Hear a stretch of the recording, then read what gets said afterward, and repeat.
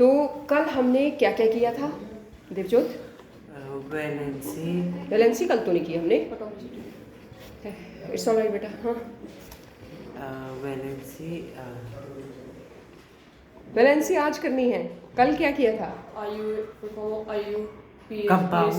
Compound mixtures, letter names of the compounds and how the name is determined are derived from them. हाँ, पहले pictorial थे और IUPAC क्या होती है, ये सब कुछ हमने किया था। और हमने कल सिग्निफिकेंस ऑफ सिंबल भी किया था। सिग्निफिकेंस का मतलब क्या होता है? इम्पॉर्टेंस। वेरी गुड बेटा। तो अब है हमारे पास वैलेंसी। वैलेंसी क्या होती है? मुझे रफ नोटबुक चाहिए।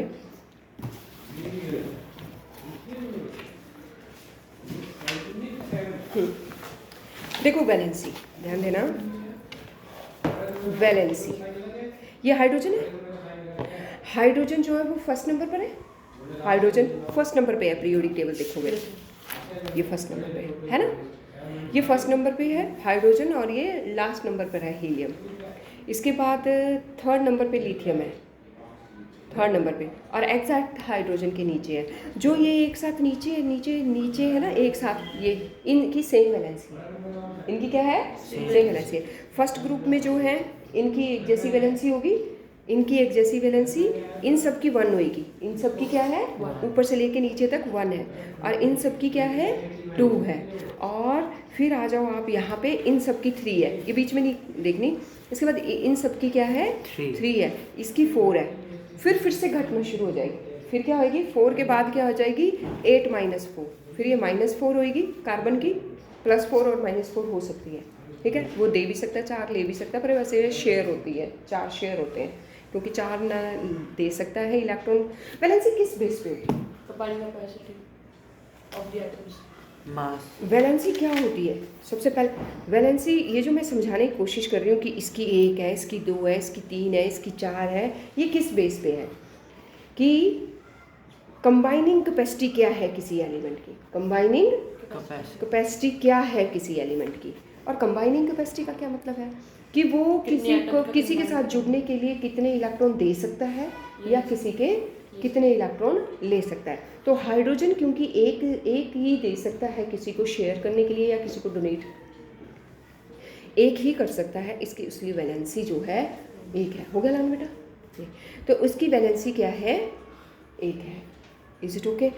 और कैल्शियम 2 दे सकता है किसी को कंबाइन करने के लिए, किसी के साथ कंबाइन करने के लिए, तो उसकी वैलेंसी 2 है। तो पीरियोडिक टेबल को इस तरह से अरेंज किया गया है कि जिसकी सेम वैलेंसीज है वो एक ग्रुप में। Is it okay? एक।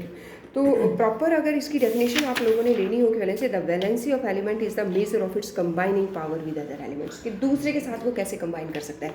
जैसे मान लो सोडियम पहले में है, पीरियोडिक टेबल को देखोगे तो ये पहले ग्रुप में है। कहाँ है? ये है।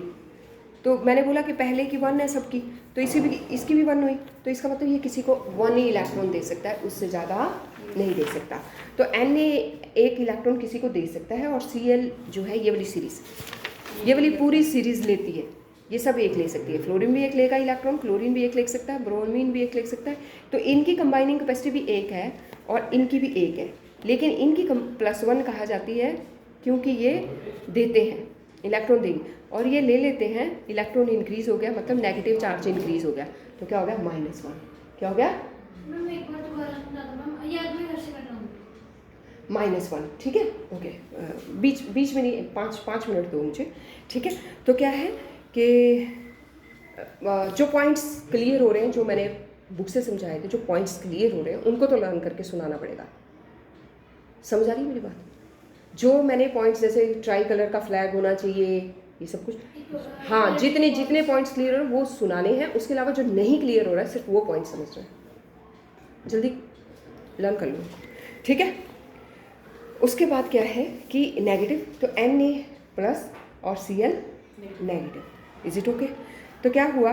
Na जो है 1 इलेक्ट्रॉन दे सकता है, नेगेटिव चार्ज जो है 1 कम हो गया, और प्रोटॉन एक ज़्यादा, वो ज़्यादा, हाँ, बड़ा नहीं, उतना ही है, लेकिन इलेक्ट्रॉन एक जाने की वजह से क्या हुआ? नंबर ऑफ प्रोटॉन जो है वो उतने ही हैं, तो ये उतने ही हैं। मतलब मान लो जैसे 13 इसमें ना 11 इलेक्ट्रॉन थे और 11 ही इसमें प्रोटॉन थे, लेकिन क्या हुआ कि यहाँ से एक इलेक्ट्रॉन चला गया और 10 रह गए, तो ऊपर एक एक्स्ट्रा प्रोटॉन है, इस मतलब इससे ज़्यादा एक एक्स्ट्रा प्रोटॉन है, तो एक पॉजिटिव हो गया। बात समझ आ रही है बच्चों?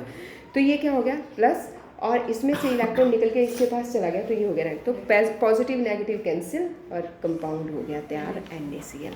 और NaCl क्या होता है हमारी देसी भाषा में? ये क्या है? नमक। क्या है NaCl? नमक। तो नमक का फार्मूला ये है, नमक का फार्मूला ये है। घर से कुछ नहीं याद होगा, जो याद होगा वो यही होगा। समझ आ रही बात? और जो लाइन समझ आ रही है वो सारी सुनानी है मुझे। घर में तुम लोग याद करते, जरूरी यहाँ आते, ठीक है? तो ये हो गया। अब इसके बाद है हमारे पास ये होगी वैलेंसी। तो वैलेंसी थोड़ी थोड़ी क्लियर होने लगी, अभी बहुत टाइम है, हम धीरे धीरे करके बहुत सारी उससे प्रैक्टिस से इसको सीखेंगे। तो it is the property of element that determines the number of other atoms with which an atom of the element combine. ठीक है, तो ये दूसरे कितने एटम आकर के मिल सकते हैं, जैसे ध्यान देना, इधर देखो ध्यान देना, एल्यूमिनियम और Cl कितने लग सकते हैं एल्यूमिनियम के? तीन एटम आएंगे, 3 आ सकते हैं। तो ये इसकी वैलेंसी वो कर रही है, ये जो 3 पॉजिटिव थी तो इसलिए इसको नेगेटिव 3 चाहिए, जबकि क्लोरीन एक ही ले सकता है इलेक्ट्रॉन एल्यूमिनियम से, तो इसलिए हमें कितने लेने पड़े? 3 लेने पड़े। इसलिए हमें कितने लेने, तो इसकी वैलेंसी ने हमें ये डिसाइड करवा दिया कि अब इसके साथ कौन सा एटम कितने आकर के मिलेंगे। समझ आ गई? तो कह रहे हैं valency is measured in terms of the hydrogen atom और oxygen atom. It is the number of hydrogen atom और the double the number of oxygen atom that can combine with it. बोलते कई बार जो है वैलेंसी हाइड्रोजन, कितने hydrogen atom आकर के लग सकते हैं उस चीज़ के साथ, या कितने ऑक्सीजन एटम आकर के लग सकते हैं उस एलिमेंट के साथ, वो भी वैलेंसी डिसाइड कर सकते हैं। इलेक्ट्रॉन का लूज और गेन करना भी वैलेंसी डिसाइड कर सकता है, और ऑक्सीजन और हाइड्रोजन भी जो है डिसाइड कर सकते हैं। Since no other element has combining capacity less than that of hydrogen, क्योंकि किसी और के साथ तो इसके साथ कंपेयर करते हैं, तो स्टैंडर्ड क्या लेते हैं हम? 1 हाइड्रोजन का। ठीक है, तो वैलेंसी के बारे में हमने यहाँ पे जितनी नॉलेज थी वो दी है। इसके बाद है मॉडर्न डेफिनेशन क्या है? मॉडर्न डेफिनेशन में the number of the atom that can be lose or gain by an element or an atom. ठीक है, तो क्या है? The number of electron that can be lose or gain or share during the chemical reaction. तो आपने ये याद करनी है, ये वाली वैलेंसी। याद कर सकते हैं? क्या किया था? Combining capacity of an atoms of other elements is called valency. वही तो पुरानी है ना, यही तो है, लिखी है यहाँ, लेकिन ये नहीं है। अभी हमें मॉडर्न नहीं करनी पड़ेगी, क्योंकि हमने इस कॉन्सेप्ट को इलेक्ट्रॉन के बेस पे क्लियर करना है। किसके बेस पे? इलेक्ट्रॉन के बेस पे। ठीक है, तो मैंने बोल दिया था, अगर एक लूज करता है तो उसके ऊपर पॉजिटिव चार्ज आएगा, और एक गेन करता है तो उसके ऊपर नेगेटिव चार्ज आएगा। क्लियर है? अब ये जो नेगेटिव और पॉजिटिव चार्ज हुए, ये क्या है? ये आयंस है। ठीक है, ये क्या है? Negative ion. ये क्या है? Negative ion. तो ये क्या है? अनायन। ये क्या है? अनायन। और जो मतलब हमारे पास पॉजिटिव था जैसे सोडियम, ये क्या है? कैटायन। ये क्या है? कैटायन। दिव्यज्योत, इसको याद रखने के लिए आप ऐसे करें, इससे कट गया ना इलेक्ट्रॉन तो कैटायन है, उसमें आ गया ना अनायन, तो उसमें इलेक्ट्रॉन आया तो अनायन, और उससे कट गया तो वो कैटायन। समझ आ गई? और इलेक्ट्रॉन अगर कट जाए तो ऊपर पॉजिटिव चार्ज है, और इलेक्ट्रॉन किसी के पास आ जाए तो उसके ऊपर नेगेटिव चार्ज। बात समझ आ गई? बोलो मैंने क्या बोला? जिसमें इलेक्ट्रॉन गेन होता है वो है वहाँ पर पॉजिटिव चार्ज आएगा, जो दे रहे हैं उस पर नेगेटिव चार्ज, जो दे रहे हैं उस पर नेगेटिव चार्ज, जो दे रहे हैं उस पर नेगेटिव चार्ज आएगा। नहीं, पॉजिटिव। क्यों? क्योंकि लॉस हो रहा है। इलेक्ट्रॉन एक चला गया, और अगर इलेक्ट्रॉन एक आता है तो इलेक्ट्रॉन क्या होता है? नेगेटिवली चार्ज होता है। इलेक्ट्रॉन क्या होता है? नेगेटिव। और प्रोटॉन क्या होता है? Positively charge. तो अगर इलेक्ट्रॉन आएगा किसी चीज़ में, तो क्या हुआ, एक एक्स्ट्रा इलेक्ट्रॉन हो गया, और इलेक्ट्रॉन का एक्स्ट्रा इलेक्ट्रॉन का चार्ज क्या है, पॉजिटिव अरे यार नेगेटिव क्या है, नेगेटिव, उसके ऊपर क्या है, नेगेटिव।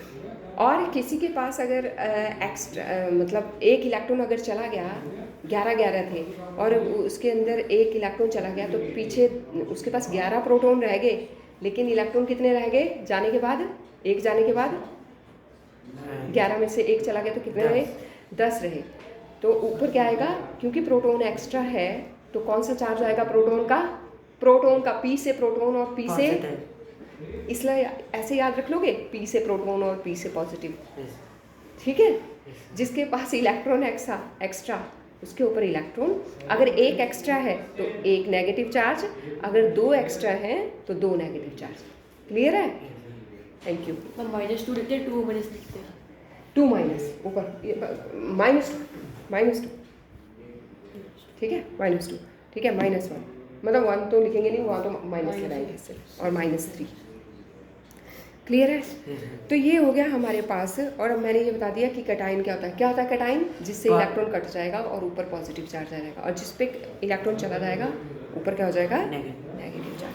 तो क्या हो गया, Na+, एक अगर आयन है तो मोनोवलेंट क्या है, ये कैटाइन, मोनोवलेंट कैटाइन।